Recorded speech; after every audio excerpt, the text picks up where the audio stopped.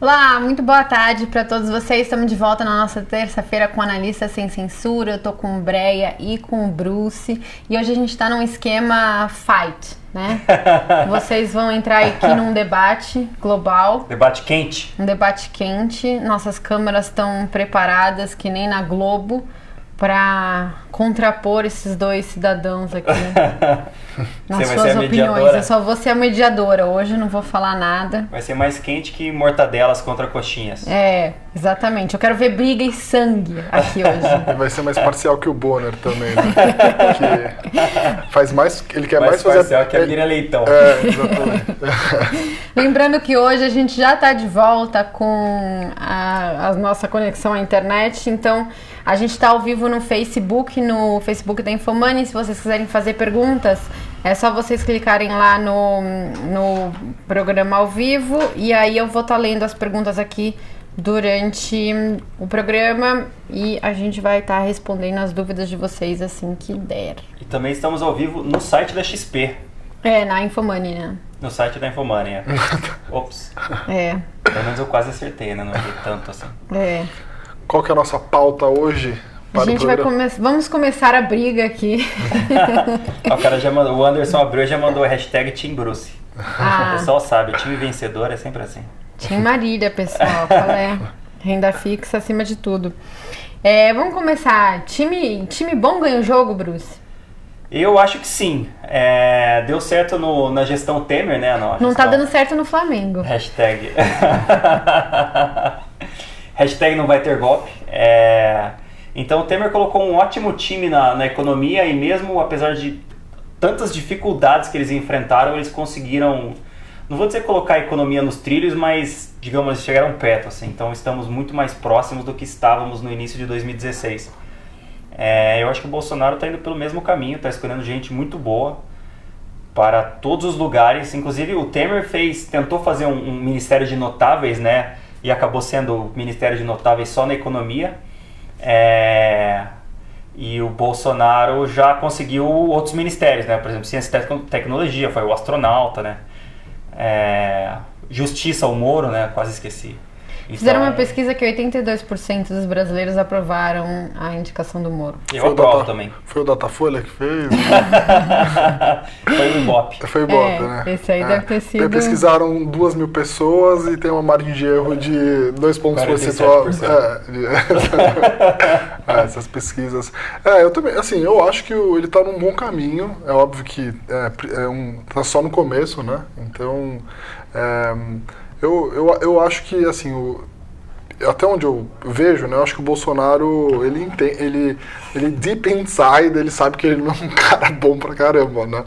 E que um cara que sabe que ele não é um one-man show, né, ele precisa ter uma equipe em volta qualificada. Que sabe suas limitações, né? Um cara que sabe suas limitações. Eu tava até falando, acho que no último programa, sobre o capitão, né, do time, que é o volante, né, o camisa 5, né? Ele, assim, nem todo capitão do time é o Neymar, né? Então, assim, acho que ele dá a direção pro time, é aquele cara que é o cara bravo, que cobra as pessoas dentro de campo e que precisa, assim, ter uma equipe de, assim, muito provavelmente o camisa 10 do Bolsonaro é o Paulo Guedes, né? Assim, não só porque ele está numa posição chave do governo, mas também porque ele é um cara que tem o perfil camisa 10, né? Assim, estilo meio de... que bate no peito, faz o gol, sozinho, faz o gol, comemora assim, então... Vai comemorar com a torcida. Então acho que tá no caminho certo. Eu acho que o time... Assim, se você for olhar para trás também, o governo, o Lula, o primeiro Lula foi bastante feliz, né, em escolher óbvio que depois, né, fracionou pra caramba, abriu um monte de ministérios pro plano maior de governo, mas acho que foi muito feliz em escolher alguns ministros, né, chave, né. E eu acho que, assim, a torcida é para que continue, né, chamando pessoas que são técnicas, né, apesar de já ter sinalizado que vai ter um ou outro que não vai ser tanto assim, né.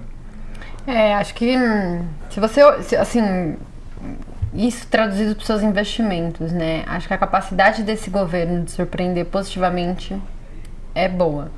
Isso quer dizer que hoje você não consegue visualizar o montante de coisas positivas que podem acontecer. Sim. Por exemplo, quando o Temer escolheu uma equipe de técnicos para tocar a Fazenda e o Tesouro, a gente percebeu sequências de resultados fiscais acima do esperado, né? Melhor do que a gente estava imaginando, melhor do que as projeções. Por quê? Não é à toa, né? Você coloca lá o Schumacher para pilotar a máquina, ele vai correr mais rápido, entendeu? Então, você ter um time, da mesma forma que o time econômico da Dilma conseguiu fazer muito mais besteira do que a gente imaginava, né? Um time econômico, técnico, liberal, top de linha, consegue fazer muito mais coisas positivas do que a gente imagina. Isso vai se refletir no upside que você imagina dos preços de mercado. E eu acho que interferência, né? Assim, isso sim a gente não sabe, né? Ele está escolhendo boas pessoas, mas a gente não sabe depois o nível de interferência que ele vai ter, né? Então, óbvio que a imprensa tem feito um trabalho aí muito difícil de a gente conseguir ter uma leitura, né? Então, acho que o que eu mais leio hoje em dia são histórias do que o Bolsonaro disse, o Paulo Guedes disse, né? Então, acho que essa é a maior provocação que eu acho que a imprensa pode fazer hoje, né? Mostrar que eles não estão assim tão alinhados, né? Mas acho que mais do que escolher as pessoas erradas, né? A percepção que eu tinha com a Dilma, principalmente, é que ela queria mandar de cima e embaixo e assim, tanto é que a gente teve aquele juro levado para foi 8,25, né? Não, 7,5, né? 7,5 foi levado na força, né? Assim, o país não tinha não tinha a menor condição de fazer isso. E depois o custo disso você ter que aumentar muito mais do que você precisaria num ciclo de aumentar os juros, né? Então, acho que assim, tá num caminho certo, mas ainda é muito cedo para saber se vai ser um time vencedor, né? Mas a sinalização é positiva. Para ser vencedor mesmo, só precisa aprovar a reforma da Previdência, tá muito fácil. Eu acho que isso talvez para os investimentos é uma coisa que ainda não está no preço, né? Então, eu acho que, inclusive, assim, se houver qualquer sinalização de que eles estão atrasando ou não vai passar e tudo mais, a gente pode ver um estresse no mercado, né? Acho que isso não está descartado. Não é porque o Bolsonaro foi eleito que todos os riscos foram descartados. Acho que o principal risco do Brasil ainda é a reforma da Previdência, né? Então, todo dia que sai uma notícia, o mercado tenta ter algum tipo de leitura. Assim, é difícil também prever o que vai acontecer. Todo mundo fala que o melhor é aprovar que está aí e depois tentar negociar mais para frente uma reforma um pouco melhor. Mas, não sei, assim, a própria imprensa fica mandando esses sinais que a gente não consegue ler, né? Tipo, essa que tá aí o Bolsonaro não gosta, mas o Paulo Guedes gosta. Estão chamando o Armínio, né, para fazer o... ele fez sem chamar mesmo. Fez, né? Isso. E aí falam, a dele é muito, muito diferente da que está aí. Então, acho que hoje o maior risco, claro, do governo é mais do que eleger chamar as pessoas certas, é tentar passar essa reforma o mais rápido possível. Tem outra coisa também, as pessoas certas nos ministérios não deixam que o governo faça coisa errada, né? Então, por exemplo, o Paulo Guedes na Fazenda não vai deixar que a prioridade número meio, 1,5, 2, 3, 4, 5 seja a reforma da Previdência. Então, é mais fácil ele sair ou ele abandonar a Fazenda do que o governo desistir da reforma da Previdência, basicamente. Então, quando o Bolsonaro começa a se cercar de pessoas boas, essas pessoas acabam sendo uma barreira contra ele fazer alguma coisa errada, né? Fazer alguma besteira, sei lá, nos... E a mesma coisa vale para o Moro, né? A mesma coisa, exatamente. E o Moro vai ser um cachorro de caça lá dentro, né? Então todo mundo que tentar levar aquele 1%, 2% em alguma obra vai ter o Moro já no pescoço dele aqui. Essa é a parte local, assim. E agora, mudando de assunto para a parte internacional, a gente teve hoje, por exemplo, a ata do Copom. E na ata do Copom, o Banco Central reafirmou que nas projeções dele tá tudo tranquilo. Se a gente continuar com esse câmbio e a Selic do Foco subindo só a partir de maio do ano que vem, a gente consegue levar o IPCA ao longo da trajetória cadente de meta de inflação até chegar a 2021 no 3,75. E tá tudo certo, não precisa subir Selic esse ano. Mas ele coloca um risco muito grande lá, e por isso que ele não garante, por exemplo, que na próxima reunião do Copom a gente vai continuar com Selic de 6,5%, que é o cenário internacional que está muito desafiador. Você tem aí uma série de riscos, e qualquer coisa que acontecer no cenário internacional, ou a própria não aprovação da reforma da Previdência, poderia startar um processo de desvalorização cambial que fizesse com que ele tivesse que subir a Selic mais cedo. Sim. Eu acho que, tanto a reforma da Previdência encaminhada e sendo esse um assunto um pouco mais, talvez, de médio prazo, porque eles não vão conseguir aprovar esse ano, a gente pode focar no cenário internacional. Sim. E no cenário internacional tem uma vertente de pessoas muito preocupadas, né, com a economia nos Estados Unidos, e algumas outras pessoas, como por exemplo o Jim Dimon acabou de falar na CNN, que, tá tudo tranquilo, se tiver crise é só daqui a 2-3 anos. Sim, sim. Jamie Dimon é o presidente do JP Morgan, que é o maior banco do mundo, só para... Sim. Tem duas visões, né? Então, assim, os Estados Unidos vem crescendo muito forte, depois da eleição do Trump, você até colocou, depois da eleição do Trump, tanto a Bolsa quanto a economia cresceu muito forte, né? Você tem desemprego na mínima, atividade e assim, há uma preocupação de quando que esse ciclo termina, né? Porque e dado que você teve uma expansão monetária muito grande, ou seja, com o Fed, a partir do momento que você começa a enxugar a liquidez do mundo, você começa, né, a ver, os Estados Unidos ainda é o lugar mais... Quem tá nadando pelado, como diria o Buffett.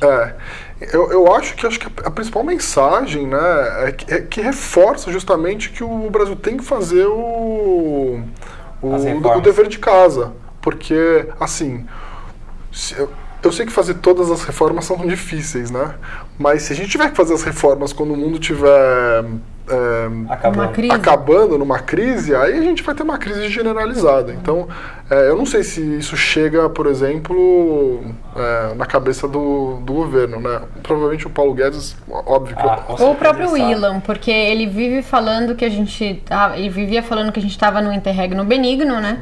E que essa porta do interregno benigno estava se fechando e a gente tinha que logo promover as reformas para cair o juro estrutural. Então, com certeza, o Ilan vai ser A gente acabou de ver o que aconteceu com a Argentina, né? Tava tudo indo bem na Argentina, mas o governo Macri precisava fazer tantas reformas tão rapidamente, ele acabou enrolando em algumas, empurrou com a barriga para frente e acabou entrando a crise, sei lá, quando que a Argentina teve aquele problema, foi em maio, junho, por aí.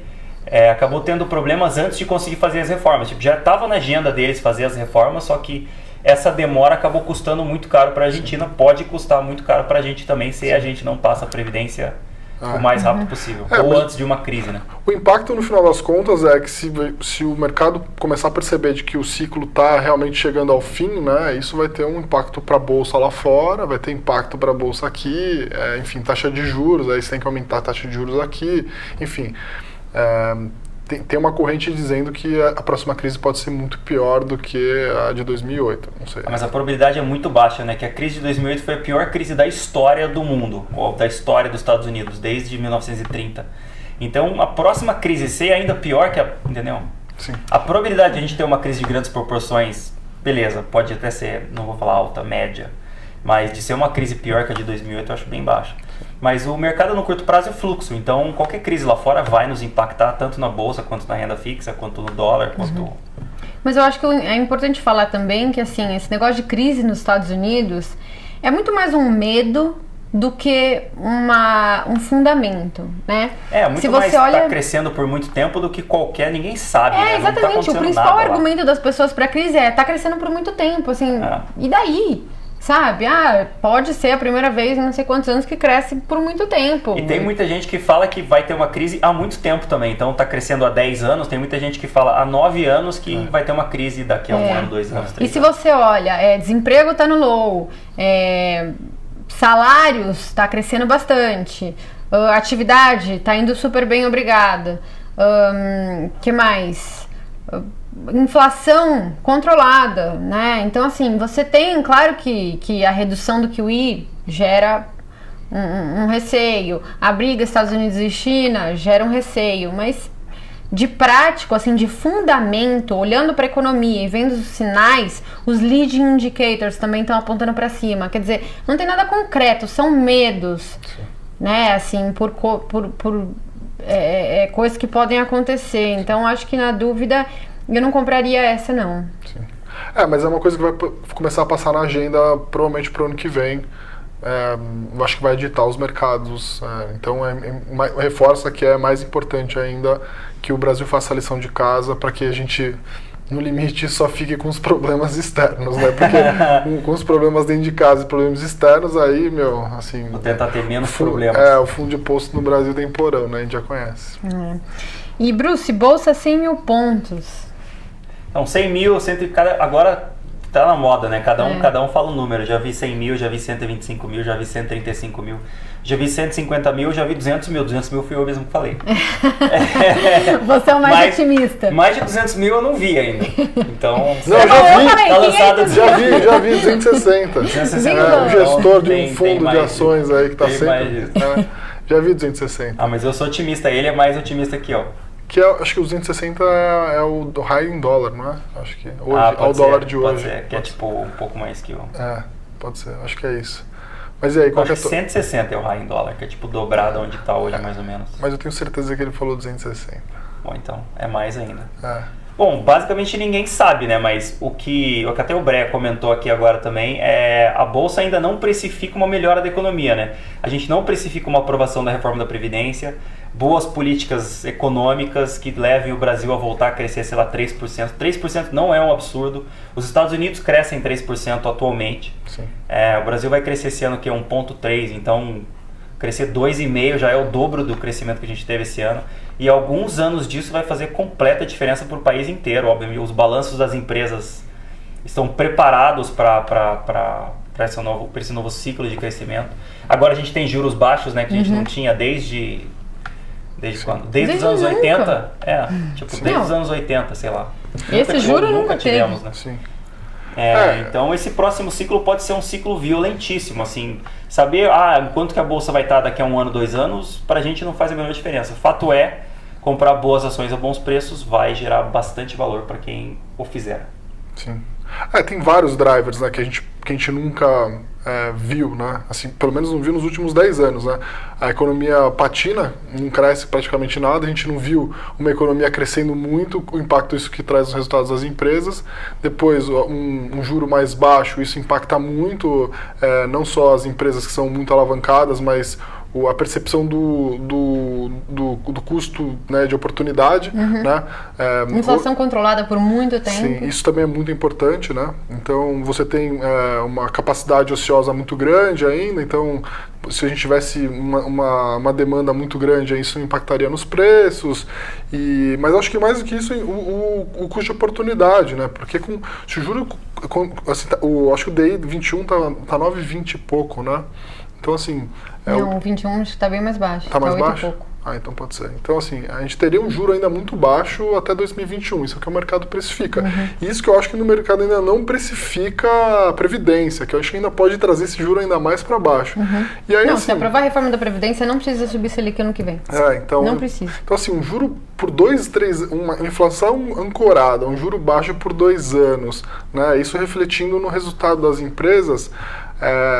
assim, as pessoas tendem a pensar, a bolsa está 90 mil, vai subir 20%, as coisas vão ficar caras. Não, as coisas podem ficar mais baratas com 20% de... Não, a bolsa hoje está mais barata que a bolsa um mês atrás. Então, um mês atrás a gente não sabia o que seria das eleições, né? Agora a gente sabe e a bolsa está subindo um pouco. Então isso pode trazer, acho que, um impacto importante. A gente vem falando sobre comprar a bolsa já faz algum tempo, né? Desde sempre. Desde sempre. Compre sempre, compre agora também, né? Continue comprando. Vai acertar. Não venda. Compre mais. Daqui só para frente, só para cima não, vai cair, depois vai subir. Se cair você compra mais, se subir você compra também. Exatamente. Mas tem mais ainda. Você não falou, a gente pode ter privatizações. Sim. Então, aumento da produtividade da economia. concessões, então rodovias, ferrovias, portos, aeroportos, que mais? Privatizações. Sim, reforma fiscal, né? O governo gastando menos, então o governo nunca gastou menos, né? Desde que a gente controlou a inflação, o governo nunca gastou menos, e antes ele gastava tanto que explodiu, né? E foi isso que causou a hiperinflação.